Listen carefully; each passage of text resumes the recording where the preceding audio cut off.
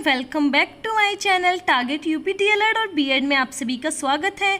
जैसा कि आप सभी जानते हैं कि यूपी डीएलएड फोर्थ सेमेस्टर की रेगुलर क्लासेस मेरे चैनल पर आप सभी को मिलने लगी हैं। ये है आप सभी की यूपी डीएलएड फोर्थ सेमेस्टर की इंग्लिश की फर्स्ट क्लास, जिसमें आपको इस तरह से समझाया जाएगा कि आपको अनदर क्लास लेने की बिल्कुल ज़रूरत नहीं पड़ेगी। फर्स्टली हम बात करते हैं सिलेबस की। फर्स्ट यूनिट जो हम आज आपसे डिस्कस करने वाले हैं, फर्स्ट इसमें दिया गया है थियोरिटिकल एस्पेक्ट्स में different approaches and method of teaching English. Start करते हैं। आपकी वीडियो को यूजफुल हो तो वीडियो लाइक कीजिए, शेयर करना अपने दोस्तों के साथ और चैनल को सब्सक्राइब करना बिल्कुल नहीं भूलें। स्टार्ट करते हैं वीडियो को। फर्स्टली हम जो डिस्कस करने वाले हैं आज की क्लास में वो है आपका इंग्लिश की फर्स्ट यूनिट, जिसमें हम डिस्कस करेंगे द ग्रामर ट्रांसलेशन मेथड क्या होता है। ग्रामर ट्रांसलेशन मेथड के अंदर दो मेथड्स आते हैं, the direct method, the structural approach. सभी चीज़ें इस तरह से समझाई जाएंगी आपको हिंदी में, जिससे कि आप लोग इंग्लिश में खुद अपनी लैंग्वेज में लिख सकते हैं। देन हम आपको पढ़ाएंगे, सेकेंड है आपका द स्ट्रक्चरल अप्रोच क्या होता है।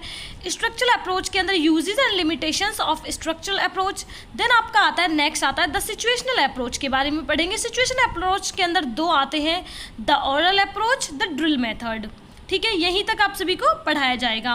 वीडियो यूजफुल हो तो लाइक ज़रूर कीजिए, शेयर करना बिल्कुल ना भूलें अपने दोस्तों के साथ और चैनल को सब्सक्राइब कर दे। तो स्टार्ट करते हैं। फर्स्टली जो मैं आप सभी के साथ डिस्कस करने वाली हूँ, द ट्रांसलेशन मेथड यानी कि the grammar translation method in English क्या होता है।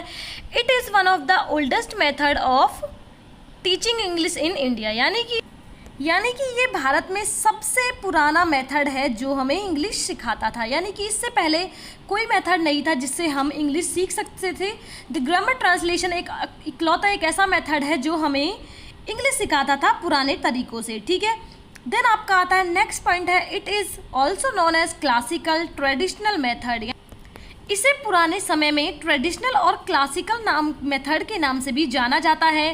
देन आपका आता है third point, classes are taught in the mother tongue, यानी कि with a little active uses of target language. इसका मतलब ये है, इस मेथड का सबसे मेन पॉइंट जो है वो ये है कि आपकी जो क्लासेस है या फिर जो भी आपकी इंपॉर्टेंट चीज़ें हैं वो आपकी मदर टंग में ही दी जाएंगी। अब इसका मतलब अगर मैं आप सभी के साथ शेयर करूँ तो ये है, मतलब इसमें जितनी भी क्लासेस या लेक्चर्स होते हैं या आप जो पढ़ाई करते हैं वो आपकी मदर टंग में होती है। यानी जो लैंग्वेज आप यूज़ करते हैं, जैसे पंजाबी यूज़ करते हैं, कुछ लोग हिंदी यूज़ करते हैं, उर्दू, तमिल, तेलुगु, फारसी, जो भी, तो आप सभी की वो मदर टंग में ही आपको क्लासेस दी जाएंगी। ठीक है, और इस मेथड का जो यूज़ है वो इंग्लिश में टारगेट लैंग्वेज की तरह होता है। यहाँ तक आप सभी को क्लियर है। First point, main important point जो ये है, ये सबसे ज़्यादा पॉपुलर मेथड है सारे मेथड्स में, जो भी आपके मेथड्स मैं आपको पढ़ाने वाली हूँ। अब बात करते हैं इसकी कैरेक्टरिस्टिक्स क्या होती हैं। आप लोग अगर पेपर में इतना भी लिख देंगे तो बहुत ज़्यादा हो जाएगा, आराम से आप लोग देख लीजिए। फर्स्टली है रूल जो होते हैं वो डिडक्टिव रूल्स होते हैं। इसका जो मेथड है वो है नोन टू अननोन, यानी ज्ञात से अज्ञात की ओर। सबसे पहले हम उन चीज़ों का डिस्कस करेंगे जिन्हें हम जानते हैं, यानी कि जिन चीज़ों की हमें नॉलेज है, यानी कि ज्ञात चीज़ों के बारे में। फिर जानेंगे अननोन चीज़ जो हमें अज्ञात है, या फिर जिन चीज़ों को हम नहीं जानते हैं उनके बारे में हम डिस्कस करेंगे।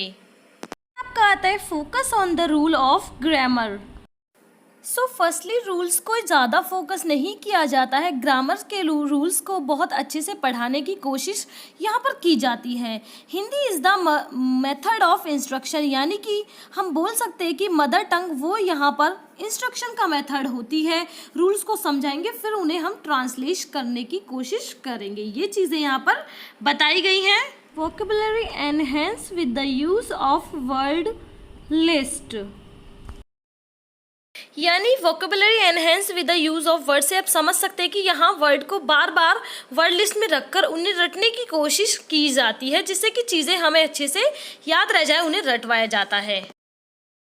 का आता है grammar present first and then practice. सबसे पहले रूल्स के द्वारा समझाया जाता है, देन उसकी प्रैक्टिस कराई जाती है। Useful at the primary stage, ये आपकी प्राइमरी स्टेज के लिए बहुत ज़्यादा यूज़फुल होता है। तो आपका ग्रामर ट्रांसलेशन मेथड की कैरेक्टरिस्टिक और ग्रामर ट्रांसलेशन मेथड के बारे में हमने यहाँ समझा दिया। कोई भी डाउट हो या इश्यू हो आपको हमें कमेंट बॉक्स में कमेंट कर सकते हैं। इसलिए अब हम डिस्कस करने वाले हैं आपका डायरेक्ट मेथड। फोर्थ सेमेस्टर में मैंने जैसे ही आपका क्वेश्चन पेपर उठाकर देखा, 4-5 मार्क्स का आपका इस मेथड्स में से ही आता है। ठीक है, तो सबसे पहले जो बात करने वाले हैं कि इसका ओरिजिन कहाँ हुआ था। तो अगर क्वेश्चन आता है द डायरेक्ट मेथड का ओरिजिन कहाँ हुआ था, तो आपको आंसर में लिखना होगा फ्रांस, ठीक है। देन अब आता है the direct method principle. Principle किसे बोलते हैं हम? सिद्धांत। द डायरेक्ट मेथड प्रिंसिपल कहाँ से लिया गया, तो आप लोग का आंसर है जर्मनी।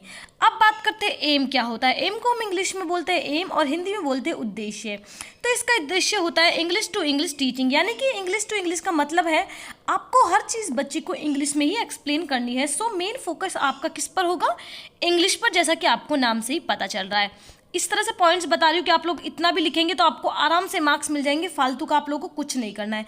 देन आता है आपका यूनिट। यूनिट क्या है? यूनिट आपको होती है, यूनिट अगर पूछी जाए तो डायरेक्ट मेथड की यूनिट क्या होती है, तो आपको लिखना होगा सेंटेंस, जहां आपका सेंटेंस पर फोकस दिया जाता है। अब बात करते हैं आपका मेथड क्या होता है। मेथड क्या आएगा आपका? Inductive method. इंडक्टिव मेथड, इसमें आगे मैंने क्या दिया हुआ है फिल इन द ब्लैंक्स में, एग्जाम्पल्स टू रूल्स, यानी इसका मतलब है इंडक्टिव मेथड का मतलब होता है आगमन विधि। आगमन विधि और निगमन विधि। आगमन विधि होता है इंडक्टिव मेथड, ठीक है।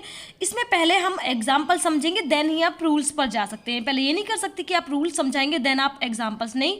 इंडक्टिव मेथड में पहले आपको एग्जाम्पल्स लेने होंगे, देन आपको रूल्स पर जाना होगा। अब बात करते हैं द डायरेक्ट मेथड का मेन फोकस क्या होता है? स्पीकिंग एंड लिसनिंग, यानी कि पहले आपको स्पीकिंग, यानी पहले आपको जो चीज़ें आपको बोल रहा है वो चीज़ें आपको देखनी है कि वो क्या बोलना चाह रहा है। देन आपको लिसनिंग, फिर आपको सुनकर वो चीज़ें उन्हें स्पीक करनी है, ठीक है। देन इसका सेकंड नाम द डायरेक्ट मेथड का अगर पूछा जाए कि सेकंड नाम क्या होता है, तो डायरेक्ट मेथड को हम लोग नेचुरल के नाम से भी जानते हैं, ठीक है। द डायरेक्ट मेथड आपका यहाँ सभी क्लियर हो चुका है। अब बात करते हैं हम कि द डायरेक्ट मेथड की मेरिट्स क्या होती हैं। हम एक एक पॉइंट्स को अच्छे से जानेंगे। गाइस वीडियो अच्छी लगे तो लाइक ज़रूर कर देना। फालतू का मेरिट चैनल पर आपको कुछ भी नहीं मिलेगा, जो इंपॉर्टेंट नोट्स है सिर्फ वही मिलेंगे। फर्स्टली मेरिट में आता है आपका रिलेटिव ऑब्जेक्ट, ये सिर्फ रिलेटेड ऑब्जेक्ट पर ही बात करता है। देन आपका आता है हार्ड वर्ड एक्सप्लेनेशन, यानी कि बुक में या आपके कॉपी में जो भी हार्ड वर्ड होंगे उन्हें एक्सप्लेन करता है, ठीक है। देन आपका आता है क्वेश्चन आंसर एक्सरसाइज होती है, डिक्टेशन यहाँ पर होती है, रीडिंग अलाउड होती है। का मतलब होता है कि आपको रीडिंग पढ़ने का पूरा अधिकार होता है। अब बात करते हैं student self correction full activities, यानी कि यहाँ पर आपकी सारी जो एक्टिविटीज हैं बच्चे की वो हमारी देखी जाती हैं। देन नेक्स्ट है आपका यहाँ पर ग्रामर के रूल्स पर ध्यान नहीं दिया जाता है, ठीक है। यहाँ तक सारा क्लियर। अब बात करते हैं मेरिट्स हो गई, द डायरेक्ट मेथड हो गया। अब देन आपकी करते हैं डीमेरिट्स की बात क्या है। डीमेरिट्स क्या होती है, हम डीमेरिट्स को अच्छे से डिस्कस करने वाले हैं, आप लोग ध्यान से वीडियो को देखिए। Firstly reading and writing not on focus, ने अभी क्या पढ़ा था? मेरिट्स यानी कि लाभ। अब पढ़ेंगे डीमेरिट, जिनको हम इंग्लिश में बोलते हैं हानियां। सो ये जो मेथड है ये रीडिंग और राइटिंग पर बिल्कुल भी फोकस नहीं करता है, ग्रामर पर भी बिल्कुल फोकस नहीं करता है, एक्सपेंसिव यानी कि खर्चीला होता है, ट्रांसलेशन इस पर नहीं देते हैं, ओवर क्राउडेड क्लास यानी कि क्लास में काफ़ी भीड़ होती है, टाइम टेकिंग बहुत ज़्यादा समय लेता है, इंडियन स्कूल और ये इंडियन स्कूल में अप्लाई नहीं होता है, स्किल टीचर और इसके लिए हमें बहुत ही स्किल टीचर चाहिए होते हैं, ईच स्टूडेंट नॉट सेटिस्फाइड यानी कि सभी स्टूडेंट इस मेथड से सेटिस्फाई नहीं होते हैं। सो गाइस अब यहाँ आपका डायरेक्ट मेथड हमने बहुत अच्छे से आप सभी को समझा दिया। आई होप आप सभी को समझ में आया होगा। अब बात करते हैं हम आपके नेक्स्ट पॉइंट की। मैं आप सभी के साथ डिस्कस कर देती हूँ कि आज की क्लास में हम लोगों ने क्या डिस्कस किया, नेक्स्ट क्लास में क्या करेंगे।